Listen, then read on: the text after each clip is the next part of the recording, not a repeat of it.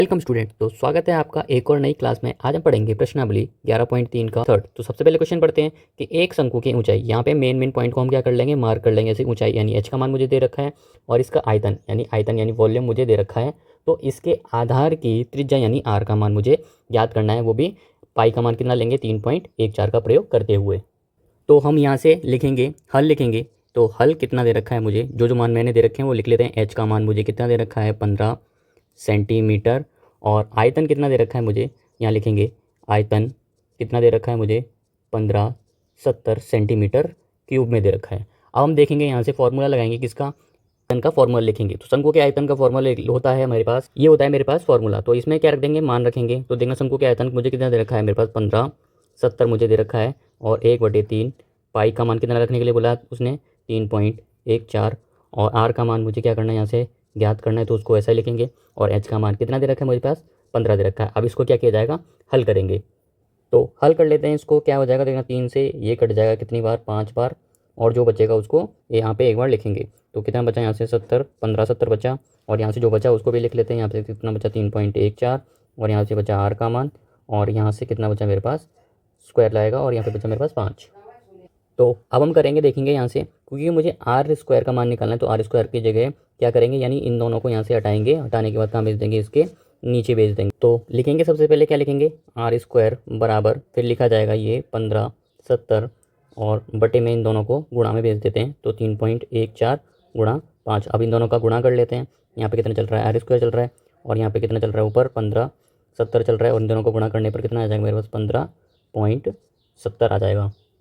अब हम देखेंगे, इसको हल करेंगे। देखना पॉइंट हटाएंगे तो ऊपर जीरो बढ़ जाएंगी, 2 जीरो ऊपर बढ़ जाएंगी। तो इसको एक बार अच्छे से लिख देते हैं। तो कितना बचा मेरे पास 1570 और ऊपर कितनी जीरो, 3 जीरो हैं। और नीचे कितनी जीरो है मेरे पास 1570 कितनी है मेरे पास, 1 जीरो है। अब देखना 1 जीरो से 1 जीरो कट जाएगी।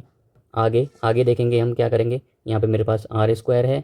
अब देखना ये कितनी बार कट जाएगा, इससे ये 100 बार कट जाएगा। यहाँ से कितनी बार कट जाएगा 100। अब यहाँ से क्या निकालेंगे अपन, वर्गमूल निकालेंगे। तो क्या कर देंगे, इनका अंडर रूट कर देंगे। अंडर रूट में देखना वर्ग से ये वर्गमूल से ये वर्ग कट जाता है।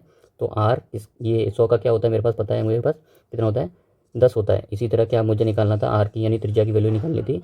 ये आ गई इसकी आर की वैल्यू। और इसी तरह बड़ी आसानी की तरीके से क्या हो जाता है, हमारा सवाल हल हो जाता है। अब हम इसका अगला सवाल करेंगे अगले पेज पे। तो ये रहा सवाल नंबर 4। इसको भी सबसे पहले पढ़ते हैं। क्या दे रखा है मुझे 9 सेंटीमीटर ऊंचाई, यानी देखना एच का मान, जो मेन पॉइंट होंगे उनको हम क्या कर लेंगे, मार्क कर लेंगे। जैसे मुझे ऊंचाई यानी एच का मान मुझे यहाँ दे रखा है। और एक लंबवर्ती शंकु का आयतन यानी आयतन मुझे दे रखा है, पाई में दे रखा है 48 पाई सेंटीमीटर क्यूब। और इसके आधार यानी आधार का मुझे क्या निकालना है, व्यास निकालना है। तो आपको पता है व्यास क्या होता है, डी होता है। और जब आर का डबल कर देते हैं तो कितना आ जाता है मेरे पास, व्यास आ जाता है। यानी त्रिज्या का डबल क्या होता है, व्यास होता है। तो आइए सवाल को सबसे पहले करते हैं। जो जो चीज़ें मुझे दे रखी हैं वो लिखते हैं यहाँ से। तो यानी क्या क्या दे रखा है मुझे, एच का मान कितना दे रखा है मुझे, यहाँ से 9 सेंटीमीटर दे रखा है ऊंचाई। और शंकु का क्या दे रखा है मुझे, शंकु का आयतन मुझे दे रखा है। तो लिखेंगे यहाँ पे शंकु का आयतन बराबर कितना दे रखा है 48 पाई में दे रखा है। अब मुझे क्या लिखना पड़ेगा, शंकु का आयतन का फॉर्मूला लिखना पड़ेगा, यानी सूत्र लिखना पड़ेगा। तो उसका सूत्र होता है मेरे पास 1/3, डायरेक्ट लिखता हूँ मैं आपके सामने, 1/3 पाई आर स्क्वायर एच। और इसका मान मुझे कितना दे रखा है 48 पाई। देखेंगे क्या लिखेंगे 48 पाई देखेंगे। अब देखना ये पाई से एक पाई कट जाएगा। अब इसमें क्या रख देते हैं, मान रख देते हैं। तो कितना मान रखेंगे यहाँ पे 1/3, पाई तो कट गया। आर का मान कितना रखेंगे यहाँ पे, आर का मान यानी रेडियस मुझे निकालनी है।